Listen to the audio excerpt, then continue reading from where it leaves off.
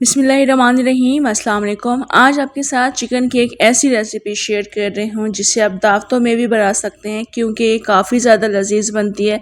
बनाने का तरीका बहुत आसान है, बहुत मज़े की बनती है। ये प्याजी चिकन है जिसको मैं स्मोकी टच दूँगी। यकीन जाने बेइंतहा लजीज बनती है। तो आपने रेसिपी मुकम्मल देखनी है। रेसिपी अच्छी लगे लाइक ज़रूर कर दीजिएगा। तो चलें मज़ेदार सी स्मोकी प्याजी चिकन बनाना शुरू करते हैं। पैन में मैंने यहाँ पर 3/4 कप के बराबर तेल शामिल किया है। क्वांटिटी आप पर डिपेंड करती है, कम ज़्यादा आप रख सकते हैं। इसके बाद हमने इसमें प्याज शामिल करनी है। चूँकि प्याजी चिकन है तो प्याज की क्वांटिटी हम ज़्यादा रखेंगे और ये तकरीबन 700 ग्राम के बराबर प्याज होगी। इसको आपने बारीक स्लाइसेस में काट कर शामिल करना है और इस प्याज को हमने तेल के साथ इतना मिक्स करना है, इतना कुक करना है कि प्याज खुल जानी चाहिए और प्याज जब पकेगी तो हल्की सी सुनहरी होना शुरू हो जाए। यानी इस प्याज को मुकम्मल नरम करना है। जैसे आपको अब यहाँ नज़र आ रही है मुकम्मल तौर पे नरम हो गई है, मगर कोई कोई प्याज के ऐसे पीसेस भी हैं जो कि हल्के सुनहरे होना शुरू हो गए। बस इतना कुक करेंगे। उसके बाद हमने इसमें चिकन शामिल करनी है। चिकन 1 kg है, उसी हिसाब से मैंने प्याज शामिल की है। अब चिकन को हल्का सा मिक्स कर लेंगे। उसके बाद हम बाकी चीज़ें शामिल करेंगे। यहाँ पर मैं सबसे पहले लहसुन का पेस्ट ऐड कर रही हूँ, तकरीबन 1 टेबल स्पून के बराबर है। 2 टेबल स्पून मैं इसमें अदरक का पेस्ट ऐड कर रही हूँ। साथ ही हम इसमें 1 से 1.5 टीस्पून यानी अपने टेस्ट के अकॉर्डिंग नमक शामिल करके इसको अच्छे से मिक्स करेंगे। और अब हमने इस चिकन को तकरीबन 5 से 6 मिनट के लिए कुक करना है।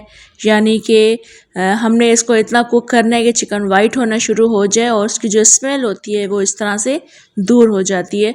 तो अभी चिकन को पकते हुए 5 से 6 मिनट हो गए हैं, आप यहाँ देख सकते हैं। बस अब हमने इसमें टमाटर शामिल करने हैं। चूँकि प्याज की क्वांटिटी ज़्यादा थी तो टमाटर की क्वांटिटी भी हम ज़्यादा रखेंगे। तकरीबन ये भी 700 ग्राम के बराबर टमाटर होंगे। इनको भी बारीक काट कर शामिल किया है। कुटी हुई मिर्चें हमने यहाँ पर अपने टेस्ट के अकॉर्डिंग शामिल करनी है। मैं 1 टीस्पून पिसी हुई मिर्चें भी शामिल कर रही हूँ। साथ में हमने इसमें कुटा हुआ धनिया शामिल करना है, तकरीबन 3 टीस्पून भर के, और 1/4 टीस्पून के बराबर हल्दी शामिल करके अब इनको अच्छे तरीके से मिक्स कर लेंगे। उसके बाद हम इसको कवर करके रखेंगे तकरीबन 10 से 12 मिनट के लिए, ताकि ये टमाटर भी नरम हो जाए और चिकन भी इसमें अच्छा खासा टेंडर हो जाता है। तो बस कवर करके रख देंगे हल्की आंच पर।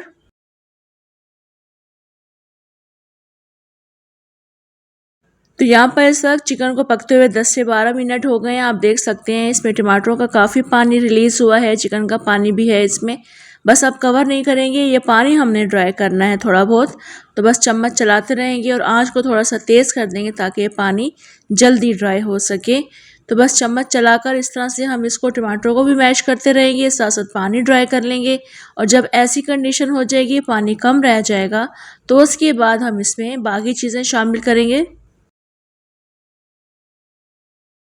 अभी हमने इसमें थोड़ी सी हरी मिर्ची शामिल करनी है, जिनमें हमने थोड़े से कट्स लगा दिए हैं। 1 टीस्पून कसूरी मेथी शामिल की है। 1 टीस्पून पिसा हुआ गरम मसाला शामिल किया है।